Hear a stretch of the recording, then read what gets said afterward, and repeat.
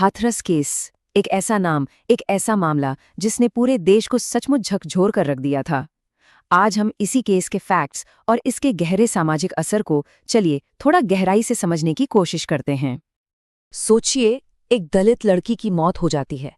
उसके अंतिम संस्कार को लेकर इतने बड़े, इतने गंभीर सवाल खड़े होते हैं और इंसाफ की मांग के लिए पूरा देश एक साथ खड़ा हो जाता है।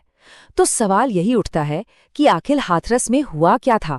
चलिए इसी सवाल का जवाब ढूंढते हैं। तो ठीक है, इस पूरे मामले को समझने के लिए सबसे पहले हमें टाइमलाइन पर जाना होगा। मतलब उस दिन क्या हुआ था और उसके ठीक बाद क्या हुआ। कहानी शुरू होती है 14 सितंबर 2020 से। उत्तर प्रदेश के हाथरस का एक गांव, जहां एक 19 साल की दलित लड़की पर एक बहुत ही क्रूर, जानलेवा हमला होता है। इसके बाद लगभग 15 दिनों तक वो लड़की अस्पताल में जिंदगी और मौत के बीच लड़ती रही और फिर 29 सितंबर को दिल्ली के एक अस्पताल में उसकी मौत हो गई। अपने मौत से ठीक पहले उस लड़की ने एक बयान दिया था। कानून की भाषा में इसे डाइंग डिक्लेरेशन कहते हैं, मतलब मरते हुए व्यक्ति का बयान।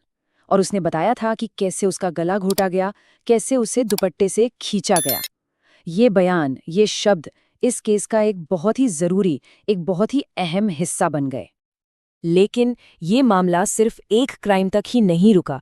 इसके बाद जो हुआ, खासतौर पे प्रशासन के रोल ने इसे एक बड़े नेशनल कंट्रोवर्सी में बदल दिया। यहीं से दो अलग अलग कहानियां एकदम एक दूसरे से उलट सामने आने लगी। लड़की की मौत के बाद जो हुआ, उसने सच में लोगों के गुस्से को और भड़का दिया। हुआ ये कि पुलिस ने रात के अंधेरे में आधी रात को ही लड़की का अंतिम संस्कार कर दिया। और परिवार का यह आरोप था कि ये सब उनकी मर्जी के बिना हुआ। उन्हें अपनी बेटी का चेहरा आखिरी बार देखने तक का मौका नहीं दिया गया। और यहीं पर आकर ये पूरा विवाद खड़ा हो गया। देखिए, एक तरफ था परिवार जिसका साफ साफ आरोप था कि गांव के ही 4 तथाकथित ऊंची जाति के लड़कों ने गैंग रेप किया और मारने की कोशिश की। और दूसरी तरफ थी पुलिस और एडमिनिस्ट्रेशन, जिनका शुरू में कहना था कि नहीं, रेप तो हुआ ही नहीं है, मौत की वजह गला घोटना और गर्दन की चोटें हैं। अब इन दो बिल्कुल अलग अलग बयानों ने मामले को और भी ज्यादा पेचीदा बना दिया। अब जब इतना बवाल हुआ, पब्लिक का प्रेशर बढ़ा, तो केस की जांच सीबीआई को सौंप दी गई। तो चलिए अब सीधे चलते हैं कोर्ट के फैसले पर और देखते हैं कि सालों की जांच के बाद अदालत ने क्या कहा। तो मार्च 2023 में कोर्ट का फैसला आया। इसमें जो 4 आरोपी थे, उनमें से 3 को, यानी रामू, लवकुश और रवि को, सभी आरोपों से बरी कर दिया गया। जो मुख्य आरोपी था संदीप ठाकुर, उसे दोषी तो पाया गया, लेकिन ध्यान देने वाली बात यह है कि उसे रेप या हत्या का दोषी नहीं पाया गया। अब यहाँ पर एक कानूनी बात समझना बहुत जरूरी है। संदीप को जिस धारा में दोषी ठहराया गया वो थी आईपीसी 304। इसका मतलब होता है गैर इरादतन हत्या। अब ये मर्डर यानी हत्या से अलग कैसे हैं? देखिए, मर्डर में ये साबित करना होता है कि मारने का इरादा था, लेकिन आईपीसी 304 में इरादा साबित होना जरूरी नहीं है। बस ये साबित हो जाए कि आरोपी को पता था कि उसके एक्शन से किसी की मौत हो सकती है।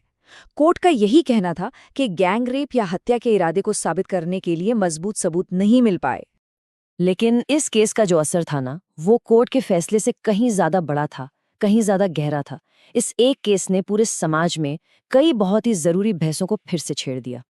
ऐसा लगा जैसे इस एक केस ने समाज के सामने एक आईना रख दिया हो। कई ऐसे सवाल जो शायद दबे हुए थे, वो फिर से सतह पर आ गए हैं, जैसे कि दलित महिलाओं की सुरक्षा और न्याय का सवाल, जाति के आधार पर होने वाली हिंसा का सवाल, पुलिस और एडमिनिस्ट्रेशन की जवाबदेही का सवाल, और सबसे बड़ा सवाल कि क्या हमारा जस्टिस सिस्टम, हमारी न्याय व्यवस्था वाकई उन लोगों को इंसाफ दिला पाती है जो हाशिए पर हैं? इन सारे मुद्दों पर पूरे देश में एक जोरदार बहस शुरू हो गई। तो आखिर में हम इस केस से क्या समझें? अदालत का फैसला तो एक तरफ है, लेकिन उससे भी आगे बढ़कर इस केस ने हमारे सिस्टम की कौन सी सच्चाइयों को हमारे सामने लाकर खड़ा कर दिया। हाथरस का मामला अब सिर्फ एक क्राइम की कहानी नहीं है, ये एक सिंबल बन गया है, एक प्रतीक इस बात का कि कैसे हमारे देश में आज भी जाति, पावर और किसी की सामाजिक पहचान इंसाफ के रास्ते में एक बड़ी दीवार बन सकती है। ये केस हमें वो अनगिनत मुश्किलें दिखाता है जिनका सामना समाज के कमजोर तबकों को इंसाफ की अपनी लंबी और अक्सर अकेली लड़ाई में करने पड़ता है। और आखिर में ये केस हमें एक बहुत बड़े सवाल के साथ छोड़ जाता है। सवाल ये है कि जब किसी मामले में जांच करने वालों से लेकर अंतिम संस्कार करने वालों तक पूरा का पूरा सिस्टम ही सवालों के घेरे में हो, तो फिर न्याय की उम्मीद कहाँ से की जाए?